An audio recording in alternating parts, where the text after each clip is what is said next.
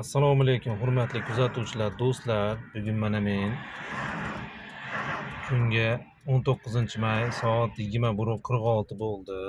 Mana 21:46 Toshkentga ketyapman oilaviy. Hozir mana sizlarga aytganimdek H500 mahsulotini ichishni boshlayman. Bu H500 mahsuloti mana bu yerda endi umumiy ichamiz biz oilaviy sog'lig'imizni tiklashda. Bu yerda imminni o'sha quvvatni ko'taradigan hamda ayniqsa shofyorlarga yo'lda tavsiya qilaman. Ko'pchilik energetiklar ichib yuradi. Bu ziyon. Oshqozon, ichakka hamda jigarga ziyon narsa.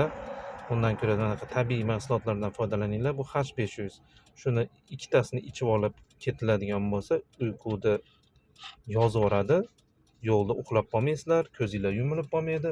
Bemalol manzilinglarga yetib olasizlar. Yo'linglar bexatar bo'lsin.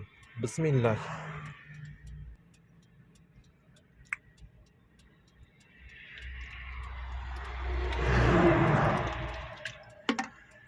Hammanglarga salomatlik tilayman.